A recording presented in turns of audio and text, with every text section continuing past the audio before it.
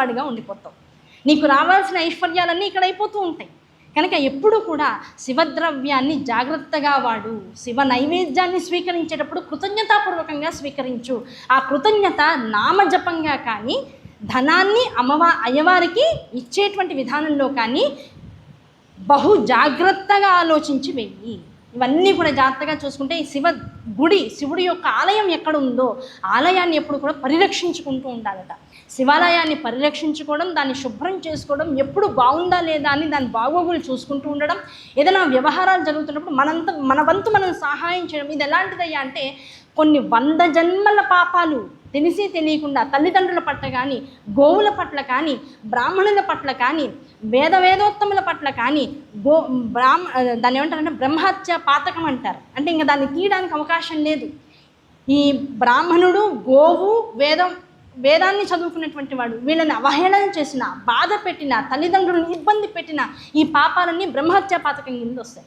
ఆ బ్రహ్మహత్యా పాతకం 100 సంవత్సరాలు కంటిన్యూస్గా ప్రతి జన్మలోనూ చేస్తూ పోతూ ఉంటే, ప్రతి జన్మ 100 జన్మల నుంచి బ్రహ్మహత్యా పాతకం చేసిన శివాలయంలో చేసినటువంటి సేవ ద్వారా ఆ పాతకాలన్నీ పోతాయి. కనుక శివుడు ఎలాంటి వాడయ్యా అంటే మొత్తం బ్లాక్ బోర్డ్ని పిల్లలు టీచర్ వచ్చే లోపల ఏం చేస్తారు, అవి ఇవి అన్నీ రాసేస్తారు. టీచర్ వస్తుంది అనేటువంటి శబ్దం రాగానే ఏం చేస్తారు, వెంటనే డస్టర్ పట్టేసుకుని గబగబ మొత్తం బ్లాక్ బోర్డ్ అంతా తుడిచేస్తారు, నీట్గా పెట్టేస్తారు.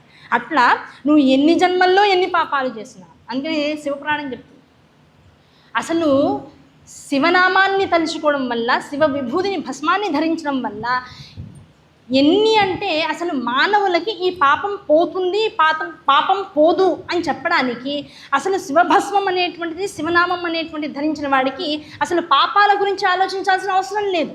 అయితే ఇంకా పాపాలు చేసేయమంటారా? వెంటనే డౌట్, ఏమంటే మీరు పాపాలు చేసేయమంటున్నారు కదా ఇప్పుడు ఇండైరెక్ట్గా. ఇంకా రోజు పాపం చేసి వచ్చి శివభూమి ధరించేసి ఇక శుభ్రంగా శివాలయంలో ఒకసారి మొత్తం మండపం అంతా ఒకసారి తుడిచేస్తే అయిపోయిందిగా, వాళ్ళ పాపం అయిపోయిందిగా. అంటే అలాంటి భావనతో నిజంగా నువ్వు వచ్చిన శివాలయానికి ఆ భస్మధారణ, విభూతి రేఖలు, దాంతోపాటు శివదర్శనము, అనుకోకుండా నీ పాపాన్ని తొలగించుకోవాలనేటువంటి ఆసక్తితో నువ్వు శివాలయానికి వచ్చి ధరించినా, చూసినా, సందర్శనం చేసినా నెమ్మదిగా ఏమవుతుంది, ఆ పాప చింతన నుంచి మనస్సు బయటికి వచ్చి పవిత్రమైనటువంటి చింతనతో శివుడికి శరణాగతి వేడేస్తావు. అటువంటి స్థితికి నేను తీసుకొచ్చేస్తాడు. పాప చింతనలు ప్రక్షాళనం చేయాలి, పాపాలన్నీ కడిగేసుకోవాలనేటువంటి ఉద్దేశంతోనే శివుడి దగ్గరికి రావయ్యా నువ్వు ముందు. ఇంకా వేరే ఉద్దేశాలు, పుణ్యం కోసం రావద్దు, పాపాన్ని నశింపజేసుకోవడం కోసం రా చాలు. ఆ పాపాలన్నీ నశింపచేసేవాడు జగత్తులో ఎవరైనా ఉన్నాడంటే శివుడు ఒక్కడే. ఆ శివుణ్ణి పట్టుకో, ఏం జరుగుతుంది, పాపాలు దగ్ధమవడం కాదు, మరి పాపం చేయాలనేటువంటి ఆలోచన నీలో పూర్తిగా నశించిపోతుంది. పాపము చేయకూడదనేటువంటి భావన ప్రతి జీవుల్లోకి వస్తుందో ఇంకా వాడేమవుతాడు, ఒక యోగి అవుతాడు. అవునా కదా? లౌకికమైనటువంటి ఈ దేహాన్ని అవతరించిన వాడు ప్రతివాడు కూడా తెలుసో తెలియకో పాపం చేస్తూ ఉంటాడు. అటువంటి పాపం చేయకూడదనేటువంటి ఆలోచన వీడి మనసులోకి శివుడి ద్వారా వచ్చిందంటే వాడు ఒక యోగి, తపస్వి అయిపోయినట్లు లెక్క. అటువంటి స్థితి నీకు ఇస్తాడయ్యా. కనుక మా శివుడు ఎలాంటి వాడంటే నిన్ను కేవలం చిన్న చిన్న ఉపచారాల ద్వారా నిన్ను బాగు చేసేస్తూ ఉంటాడు. కేవలం చిన్నవి. దీనికోసం నువ్వేం డబ్బు ఖర్చు పెట్టక్కర్లా. నీ దగ్గర ఇవాళ రూపాయి ఉంది, మొత్తం 30 రోజులు ఒక్కొక్క రూపాయిని శివుడికి వేస్తుంది. ఎందుకు ఇవ్వాలి నాయన, నువ్వు ఇచ్చినటువంటి 100 రూపాయలతో నాకు ఒక రోజు గడుస్తుంది. ఆ 100 రూపాయల్లో 1 రూపాయి కృతజ్ఞతాభావం. ఈ 100 రూపాయల్లో 1 రూపాయి నీకు ఇస్తున్నా. అందుకనే చెప్తూ ఉంటారు, శివుడు కానీ శంకరుడు కానీ వీరిద్దరూ ఎలాంటి వారు, శంకరులు అంటే ఆది శంకరాచార్య వారు, వీరిద్దరు ఎలాంటి వారయ్యా, అడగకుండానే అన్నీ ఇచ్చేస్తుంటారు. అడిగితే ఇంక అసలు ఊరుకోరు, ఇంకా దానికి అడ్డు ఆపు లేదు, ఇస్తూనే పోతూ ఉంటారు. కనుక ఏదో చిన్న ఎండిపోయినటువంటి అమలకం భిక్షాపాత్రలో వేసినంత మాత్రము చేత అమలక వర్షాన్ని లక్ష్మీదేవిని అడిగి మరీ కురిపించినటువంటి స్వామి ఆదిశంకరాచార్య గారు. వారి యొక్క నిజస్వరూపం ఇక్కడ ఉన్నటువంటి శంకరులు. ఆ శంకరులు ఇద్దరిని కూడా ఏమని అడగాలి, ఆ విగ్రహం ఎవరింట్లో ఉండాలి, ఆ విగ్రహాన్ని ఎప్పుడు నిత్యము ఎందుకు దర్శిస్తూ ఉండాలి అంటే ఆ దర్శనం మాత్రము చేత నీ మనస్సులో ఉన్నటువంటి జన్మ పరంపరలుగా వచ్చినటువంటి దారిద్ర్యం అనేటువంటి భావాన్ని ఆ దర్శనం అనేటువంటిది తొలగించేస్తుంది. దానికోసం ముందు నిత్యము కూడా శివాలయ దర్శనం చేయి. ఇంట్లో ఒక శివ పటాన్ని పెట్టుకో. అయ్యా అందరూ శివ విగ్రహాన్ని పెట్టుకోవచ్చా, శివలింగాన్ని పెట్టుకోవచ్చా, అందరూ చేయొచ్చా? ఒకటే రూల్, ఆ ఇంట్లో ఉన్నటువంటి యజమాని చేయాలి, మగవాడు చేయాలి అభిషేకాలు. దానికి కావాల్సినటువంటి ఉపచారాలు, తర్వాత చేసేటువంటి పూజలు ఆడవాళ్ళు కూడా చేయవచ్చు. అందుకు దానికి కారణం ఏం చెప్పాం, ఏమంటే ఆడవాళ్ళని మళ్ళీ చిన్నపుచ్చు చేస్తున్నారండి, వాళ్ళని తక్కువ చేసేస్తున్నారు, మేము ఎందుకు చేయకూడదు, మేము ఎందుకు మంత్రాలు చదవకూడదు అంటే ముందు మొదటి రోజు చెప్పుకున్నటువంటి భావన అక్కడ ఉంటుంది.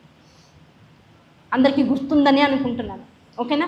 ఆ భావనని మనసులో పెట్టుకుని దాని పట్ల మర్యాదగా ఎవరు వ్యవహరిస్తారో, శివుని పట్ల మర్యాద భావంతో ఎవరైతే ఉంటారో, సదాచార సంపన్నులైనటువంటి స్థితిలో ఎవరైతే శివ పూజను సలుపుతారో అటువంటి వారు ప్రతి ఇంటా కూడా శివలింగము ఉండవలసిందే. ఏమంటే శివలింగం పెట్టుకునేంత ధైర్యం లేదు, ఎందుకంటే మా ఇంట్లో మా పూర్వీకులు ఎవరు పెట్టుకోలేదు. పటాన్ని పెట్టుకోవచ్చా, మేము కాశీ వెళ్ళొచ్చాం, కాశీ విశ్వేశ్వరుడు ఫోటో ఒకటి తెచ్చుకున్నాం, పెట్టుకోవచ్చు, తప్పకుండా పెట్టుకో. లేదా ఇంకో గుడికి వెళ్ళొచ్చామండి, అది పెట్టుకోవచ్చా, ద్వాదశ జ్యోతిర్లింగాలు ఒకే దానిలో తీసుకున్నాం, అది పెట్టుకో. శివలింగాన్ని పెట్టుకోవాలి. పొద్దున్నే స్నానం చేయి, భస్మధారణ చేయి, నీతి నియమంగా బతుకుతూ ఉండు, రుద్రాక్షమాలను మెళ్ళో వేసుకో, అంటు ముట్టు మైల అనేటువంటి వాటిని ఇంట్లో రాకుండా జాగ్రత్త పడుతూ ఉండు. అవి వచ్చాయి, గంగని భస్మాన్ని ఇంట్లో ఎప్పుడు కూడా ఐశ్వర్యంగా ఉంచుకో, వాటి వల్ల శుద్ధుడు అవుతూ ఉండు, మాట జాగ్రత్తగా ఉంచుకో, నువ్వు తినేటువంటి ప్రతిదాన్ని శివ నైవేద్యంగా మార్చుకునే పదార్థాన్ని స్వీకరిస్తూ ఉండు, వీలున్నంత వరకు శివనామాన్ని నిత్యము జపిస్తూ ఉండు, అబద్ధాలు చెప్పడం తగ్గిస్తూ ఉండు. ఇలాంటి సంకల్పాలు ఉన్నటువంటి వాడు ఇంట్లో శివలింగాన్ని ఉంచుకోవచ్చు. ఆ శివలింగాన్ని ఉంచుకుని ఎవరైతే నిత్య పూజ చేస్తాడో అటువంటి వాడికి ఇంకా ఎవరి పాదాల మీద పడడానికి అవకాశం లేకుండా తనంతటి వాడిని చేసుకుని ఆనందిస్తాట శివుడు. అటువంటి స్థితిని పొందాలి, అటువంటి ఆలోచన రావాలి. ఏమంటే శివభస్మం అని ఇన్నిసార్లు అంటున్నాం, పైగా ఆ శివభస్మాన్ని ఇలా ధరించాలి, ఇలాంటి అగ్నుల్లోంచి స్వీకరించాలి, ఇలా విభూతిని తయారు చేసుకోవాలి అని చెప్తున్నాం. ఆ విభూతి 3 రేఖలు త్రిపుండ్రాలు అని చెప్తున్నారు కదా. ఆ త్రిపుండ్రాలు ధరించేటువంటి సమయంలో ఆ త్రిపుండ్రాలు 3 ఎందుకు ధరించాలి, అదో పెద్ద డౌట్. ఒకటి ధరించకూడదా? ఆ 3 ఎందుకు ధరించాలి? ఆ 3 ధరించడం ద్వారా ఏ రకమైనటువంటి దేవతానుగ్రహం మనకు కలుగుతుంది? ఆ 3 ఉన్నటువంటి ప్రత్యేకత ఏమిటంటే ఒక్కొక్క రేఖకి కొన్ని వందల మంది దేవతా స్వరూపాలు ఆవాహన చేసి ఉంటాయి ఒక్కొక్క రేఖ ఎందుకు కూడా. అంత వందల మంది దేవతల్ని చెప్పుకునేటువంటి సమయము కానీ ఆలోచన కానీ ఈ 2 కూడా అన్ని సమయాల్లో కష్టం కనుక దాన్ని ఇంకాస్త తగ్గించి ఆ 100 మంది దేవతలకి ప్రధానమైనటువంటి దేవతల్ని చెప్పారు. ఆ దేవతలు ఎవరెవరు, ఒక్కొక్క దీనిలో ఉన్నటువంటి రేఖలో ఉన్నటువంటి వాడు ఎవరు? ఆ 3 రేఖలు అసలు దేనికి ప్రతీకగా నిలుస్తాయంటే ఓంకారం అనేటువంటి ప్రణవానికి ప్రతీకలుగా నిలుస్తాయి అని చెప్తున్నారు. ఓంకారంలో ఏమేమి అక్షరాలు ఉన్నాయి జాగ్రత్తగా పరిశీలిస్తే అకార, ఉకార, మకారములు అనేటువంటి ఉన్నాయి. ఆ మకారము ప్రధానమైనటువంటి సుషుమ్నా నాడిగా భావిస్తే మధ్యరేఖ అనుకుంటే, అకారము ఉకారము అనేటువంటి పైన కింద రేఖలు అనుకుంటే, ఆ ఒక్కొక్క రేఖని అవధరించి ఎవరెవరు ఉన్నారయ్యా అంటే అకారానికి సంబంధించి ఆ రేఖ యందు గార్హపత్యాగ్ని ఉంటుందిట. ఆ గార్హపత్యాగ్నితో పాటుగా భూమి అనేటువంటి తత్వం అంటే భూతత్వం అంతా దాని యందు నిమిడీకృతం అవుతుంది. దాంతోపాటు జగత్తులో ఉన్నటువంటి ధర్మము ఏదైతే కలియుగంలో ఒక కాలుతో నడుస్తుంది, మిగతా యుగాల్లో 2 కాళ్ళు 3 కాళ్ళు ఇలా నడుస్తూ ఉంటుందని ధర్మం గురించి చెప్తూ ఉంటాం. కాదు, ఈ భావనతో అంటే నేను ధరించేటువంటి భస్మము యందు ధర్మము ఉందిట అనేటువంటి భావనతో ఎంతమంది ముఖముల యందు భస్మము ధరింపబడుతుందో ఆ యుగములో ధర్మము అంత జాగ్రత్తగా అంత పటిష్టంగా నిలబడుతూ ఉంటుంది. కనుక ధర్మస్వరూపము భస్మము అనేటువంటి భావనతో ఎవరైతే భస్మరేఖల్ని ధరిస్తారో, త్రిపుండ్రాలని ధరిస్తారో అది ఏ యుగమైనా కావచ్చు, ధర్మము 4 పాదాలతోనూ నడుస్తుంది. అది శివ కైలాసం అయిపోతూ ఉంటుంది. కనుక ఆ భావన రావాలి. కనుక ధర్మానికి ప్రతీక పైన ఉన్నటువంటి అకారమయమైనటువంటి ఆ భస్మరేఖ. దాంతో ఇప్పుడు ఏమేమి ఉన్నాయి? గార్హపత్యాగ్ని స్వరూపం ఉంది, భూమి తత్వం అంతా కూడా దాని యందు ఉంది, ధర్మము విశేషంగా రమిస్తూ ఉంటుందట.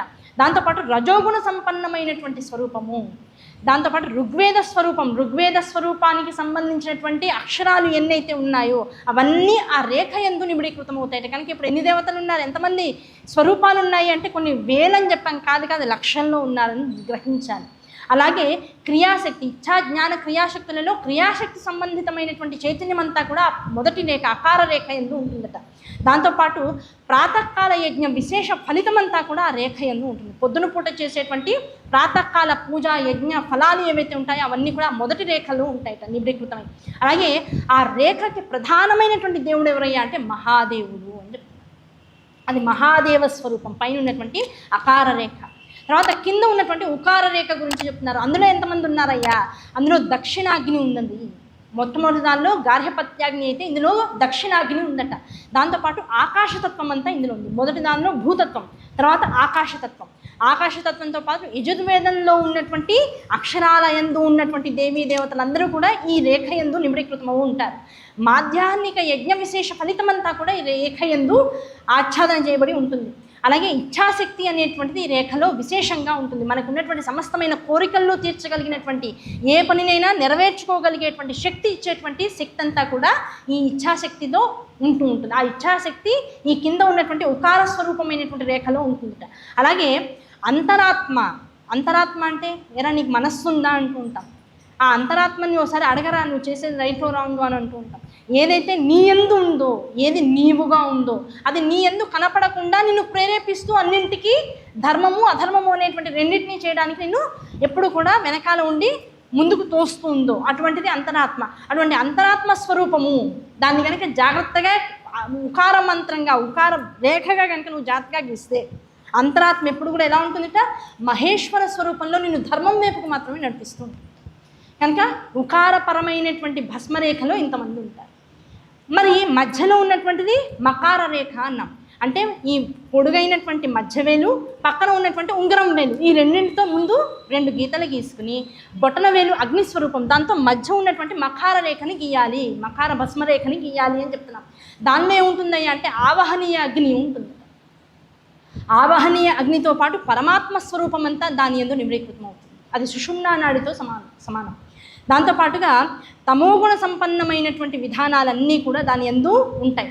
జులోక ప్రాప్తి కలుగుతుందట. ఆ విశేషమైనటువంటి త్రిపుండ్రాలు ధరించినటువంటి మనిషి యొక్క ఆ మధ్యరేఖని త్రిపుండ్రాలు ధరించిన వాడు ఒకవేళ చూస్తూ కనుక ప్రాణాన్ని వదిలినట్లయితే, విశేషంగా చెప్తున్నాడు, వాడికి ఈ లోకాలన్నింటి పైన బ్రహ్మలోకము సత్యలోకము పైన కైలాసం చేరుకునేటువంటి స్థానానికి మధ్యలో నందీశ్వర లోకం అని ఒక లోకం ఉంటుంది. ఆ నందీశ్వర లోకంలో శివుణ్ణి విశేషంగా పోల్చినటువంటి వారు కొన్ని శివదోషాలు చేయడం వల్ల తమ స్థాయిని కైలాసం నుంచి కాస్త తగ్గించుకున్న వాళ్ళు ఉంటారు. వాళ్ళకి తర్వాత ప్రమోషన్ శివలోకమే, కైలాసమే.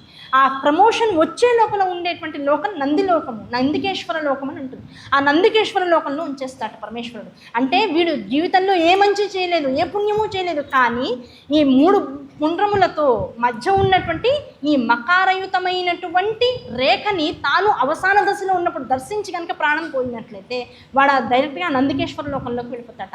ఆ జూలోక ప్రాప్తి జరుగుతుంటుంది. దాంతోపాటు జ్ఞానశక్తి అనేటువంటిది ఆ మధ్యరేఖలో ఉంటుందిట. సామవేద సంపన్నమైనటువంటి దేవీ దేవతా సమూహం అంతా కూడా ఆ రేఖ యందు నిమిడీకృతమై ఉంటాయి. సాయంకాలం అంటే ప్రదోషకాల యజ్ఞ ఫలితమంతా ఆ రేఖ యందు నిక్షిప్తమై ఉంటుంది. శివుడు దానికి ప్రధానమైనటువంటి దేవత. అంటే ఇప్పుడు 3 రేఖలు గీసుకుంటున్నాం, 3 రేఖలు మన శరీరం మీదకి వెళ్తున్నాయి అంటే అర్థం ఏమిటి?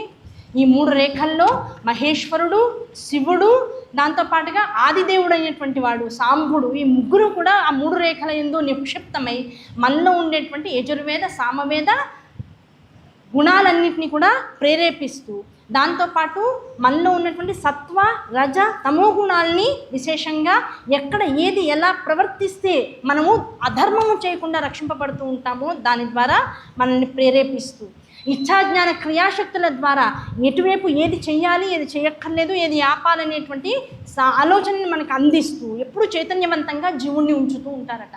అలాగే 3 కాలాల్లో పూజ చేసినా చేయకపోయినా త్రిపుండ్ర ధారణ వల్ల ప్రాతకాల, మాధ్యాహ్నిక, ప్రదోషకాల పూజ జప యజ్ఞాది ఫలితాలన్నీ కూడా లభిస్తూ ఉంటాయి. కనుక త్రిపుండ్రం వల్ల ఏం కలుగుతుందండి? ధరించాలా? హిందువులే ధరిస్తారా? అందరూ ధరించవచ్చా? అన్ని వర్ణాల వాళ్ళు ధరించవచ్చా అంటే, ఒరే నువ్వు ధరించినా ధరించకపోయినా నీ ముందు ఒక హిందూ ఉండాలని ఎప్పుడూ కోరుకో. ప్రపంచానికి ఆర్ష ధర్మాన్ని ఆచరించేటువంటి వాళ్ళందరూ చెప్పేది ఏంటంటే, మా లాంటి వాళ్ళు ఉండాలని కోరుకోవయ్యా. కారణం ఏంటి? నువ్వు పోయేటప్పుడు మమ్మల్ని చూసినా నువ్వు ఉద్ధతి పొందుతావు, అవునా కాదా? కనుక ఎవరు ఎప్పటికీ ఉండిపోయేవాడు అంటే భస్మాన్ని ధరించేవాడు ఎప్పటికీ ఉండిపోయేవాడు. కారణం ఏమిటంటే తాను భస్మస్వరూపుడై మిగిలిపోతాడు కనుక, పంచభూతాత్మకుడుగా మొత్తం జగత్తుగా మారిపోతాడు కనుక.